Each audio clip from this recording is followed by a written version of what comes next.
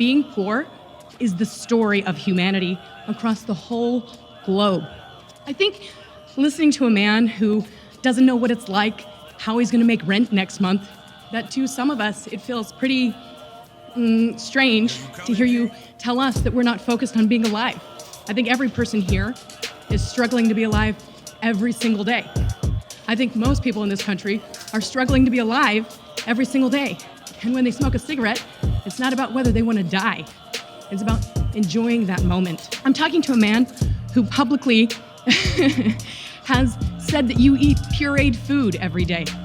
And you're telling me, a normal human being who is like everyone else, struggling financially and whatnot, how I should be living my life. And I think there's something that's really disconnected about that.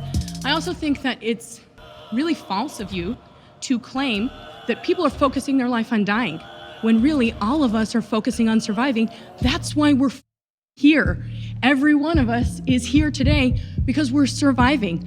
We don't go to McDonald's and think, oh, this is killing me. We go to McDonald's because we don't have enough time in the day to make dinner, because we can't afford to go to the grocery store and buy a $20 steak, because we can't shop at Erewhon and get $40 of strawberries, you know?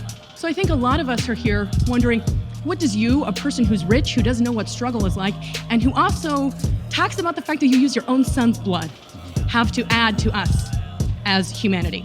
Yeah. Hi, Chelsea. Hey. Yeah, I grew up with 4 other siblings, single mom. My mother made my clothes because we didn't have enough money for her to buy clothes for me. I went to school and I got made fun of because my clothes didn't fit and they were awkward. I didn't have money my entire life. I became an entrepreneur. I struggled for 14 years with no money whatsoever. So I understand what it feels like to have no money. I know what it feels like to be poor. So I've been through that. I also was chronically depressed for 10 years.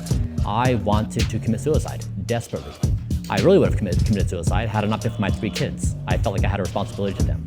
So I understand struggle, I understand pain. I was 50 pounds overweight. I was in a terrible shape. And so I understand what it's like to be that way. My argument is not to criticize you or anyone else. What I'm arguing is that companies have built their products to make you addicted and to make you ill. That's the core thing I'm trying to say, is that the most powerful economic engine in all of history, the American economic engine, has pointed itself at creating addictive foods and phones and social media and porn and junk food. So you think people are addicted to Subway?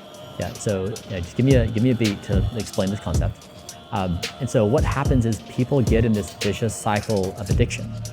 And I think that's bad. And so as a starting principle, let's just put aside for a moment a person's circumstances. That's easy for you to say. It is not good for society to poison its people. It's not good to consume poison. Now, if we establish that as a baseline, the next step becomes then, how do we feed ourselves? What are our norms? I agree with you. That is a very challenging problem. Again, I have been in this situation. I have been poor a substantial portion of my life without the ability. So this is I just made money very recently in my life. I was poor for most of my life. So the thing you're saying, I get it. I've been there. I've done it. So what's your solution then? Yeah, you can actually buy food. You can actually prepare food. You can take food with you. It is not so you are suggesting that people who have a very limited constraint on time can do the things that you can do. And again, I proffer that is just simply not the case. It's not the thing. So I'm not suggesting people can do what I do. What I'm saying is,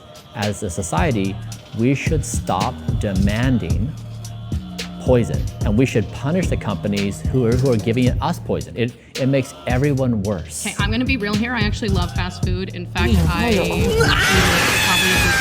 2 weeks. I spent a significant portion of my adult life as a vegetarian. So a lot of my time from the ages of 20 to age 37 were spent limiting what kind of food I put into my body. And I can tell you that as a person who no longer is a vegetarian and no longer limits my diet, I'm happier. When I'm not constantly thinking about food all the time, I am more satisfied in my existence. I think encouraging people to spend a significant portion of their time being stressed about their diet is actually counterintuitive to what you claim to be a proponent for, which is life. Because I think constantly being worried about every single thing that we put in our bodies can actually have really negative impacts on our psyche and our well-being.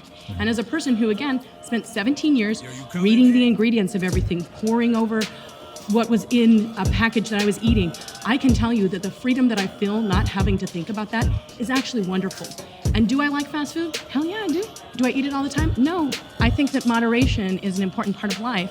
So not only do I think that there's like a classist part of this, I also think there's an enjoyment part of this. And in some ways, I know that you've been told by other people that you don't live your life, and I kind of agree. I think you spend most of your life being worried about a lot of things. I think you wake up in the morning being worried about being old. You wake up in the morning being worried about what you put in your body. You puree your food and eat it like a baby, and people don't want to do that. You know what I do want to do though? Sometimes eat a freaking chicken sandwich from the drive-thru. I just think thinking about your food all the time is negative. Do you think it's negative? So first, I hope it feels good to vent. I don't think I'm venting. I think that I'm like being direct. I think, you are being direct. I understand your anger. I don't think I'm being angry. I think that that's like you saying that because I'm a direct and loud woman. I think that's actually a really rude generalization.